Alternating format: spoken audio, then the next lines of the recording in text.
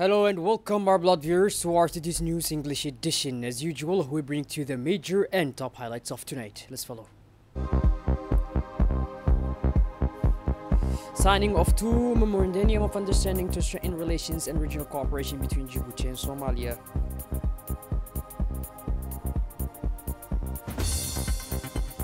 And on the international scene, Turkey breaks off trade relations with Israel and closes its ports in response to genocide and famine in Gaza.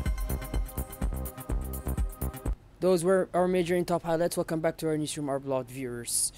On August 30, 2025, which is today, Somali Foreign Minister Abdeslam Abdi Ali received Djiboutian Foreign Minister Ambassador Abdelghader Hussein Umar in Mogadishu.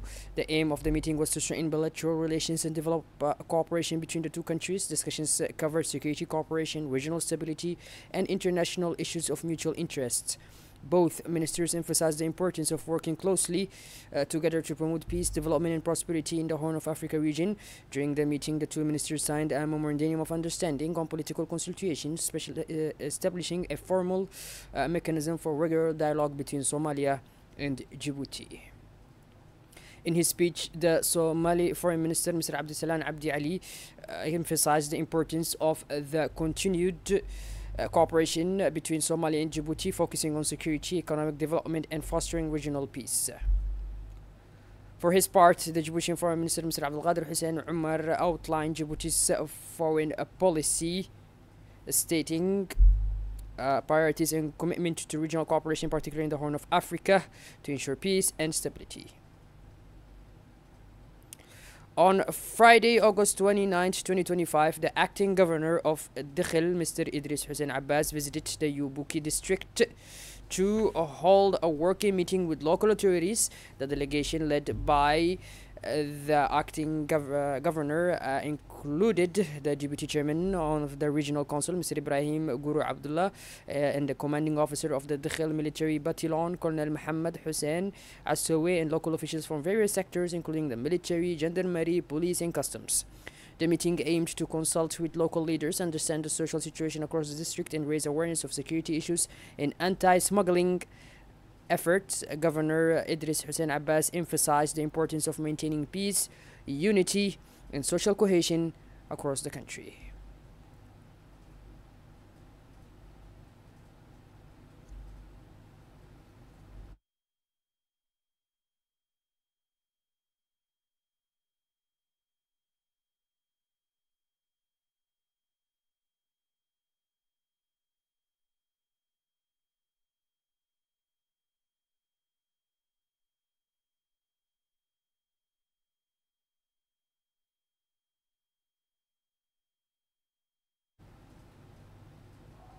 The Willow Cultural Troupe, led by its president, artist Sharmanke, is returned to Ali Sibih on Thursday after a successful cultural tour in Somaliland and the Ethiopian Somali region.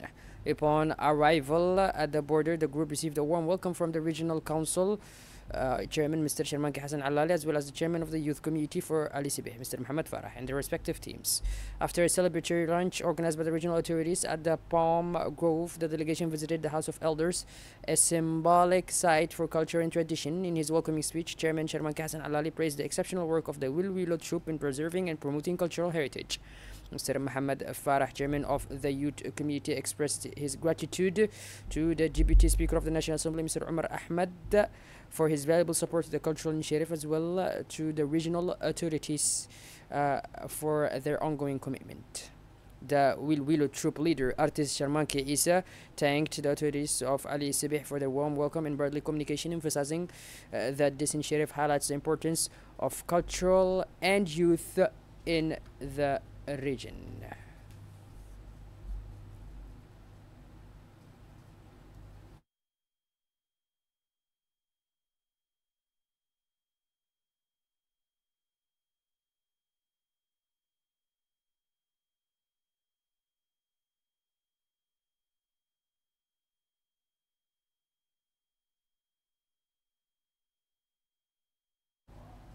Following the distribution of 500 school bags to students in the region of Sagallu, Tajura, the three donor associations continued their efforts by distributing school supplies to middle and high school students near Sagallu in the Tajura region. A total of 150 students from both middle and high school received full school supplies, enabling them to better prepare for the 2025-2026 academic year. This initiative is the result of a partnership between Surya Saral and three community associations. Beneficiaries and community leaders warmly welcomed the initiative, which embodies solidarity between the private sector and local associations in support of the future of the youth.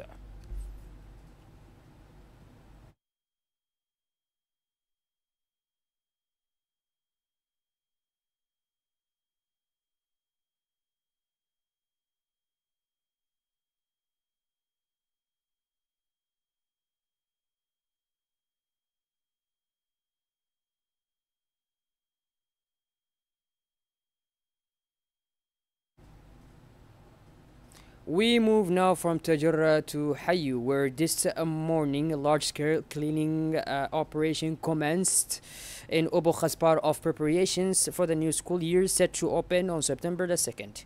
The initiative, coordinated by the Regional Directorate of Education, involved significant human and logistical efforts with notable participation from law enforcement agencies, including the military, police, and gendarmerie, who responded with efficiency and dedication.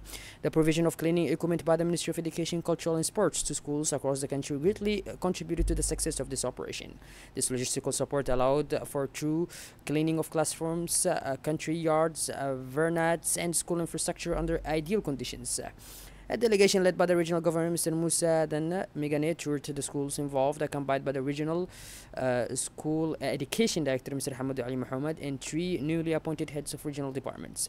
Part of a policy of educational decentralization demonstrating his commitment to education, the government of Obok also provided 3 water tankers supplemented by a military tank to support the large-scale cleaning.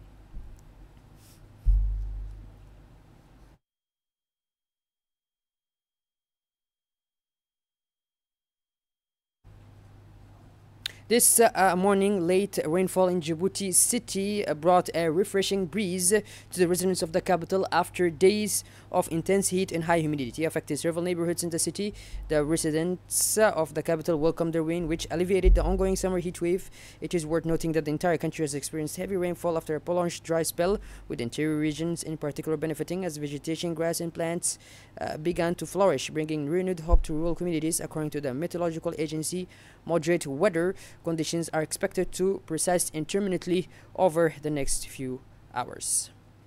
Back to Tajura, where the Dora district has regained its former beauty thanks to recent rainfall during the Karma season. The rain, eagerly awaited by the inhabitants, fell on the vast green plains of Dora, bringing a glimmer of hope to the region's nomadic population. Thanks to this seasonal rainfall, pastures regenerate quickly, allowing herders to restore favorable grazing areas for their herds.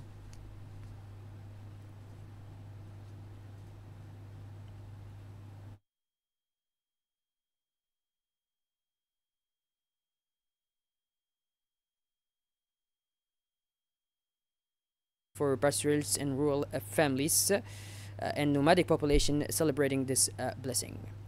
Now, once again, allow me to take you from Tajura all the way to Uganda, where Uganda has officially announced its housing of the 2025 Arab African Youth Forum, scheduled to take place from 6th to 10th October at the Speke Mununyu complex in Kampala.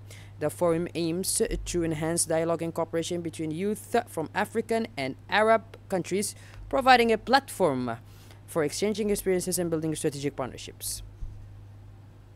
The Moroccan national local players team won the 2025 African and Nations Championship after a thrilling final against Madagascar, ending with a 3-2 scoreline, captivating spectators until the last minute.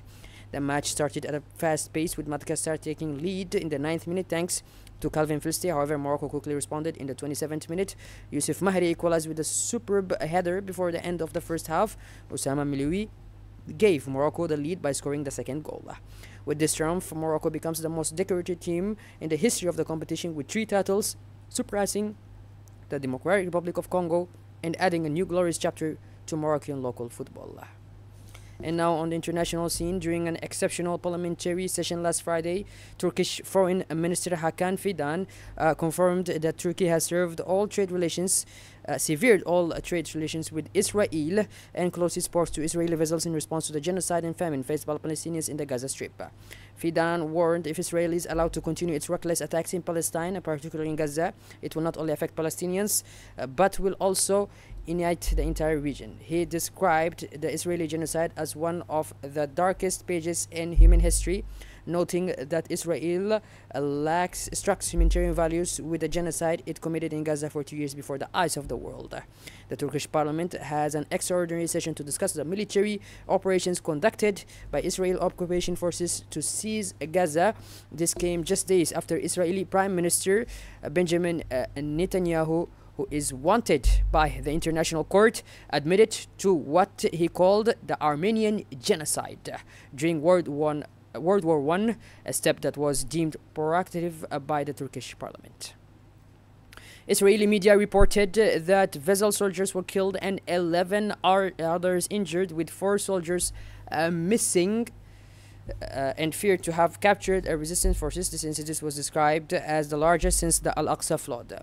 The Olive and Sabra neighborhoods witnessed a series of resistance operations beginning with an ambush that resulted in the death of soldiers, according to Israeli media. It was confirmed that the Israeli army activated the Hannibal's protocol, designed to prevent the capture of its soldiers. Well, buddies, our blood viewers, we finally conclude this edition. Thank you for being with us, and make sure to tune in later for more as usual. Have a wonderful evening and take care. Thank you.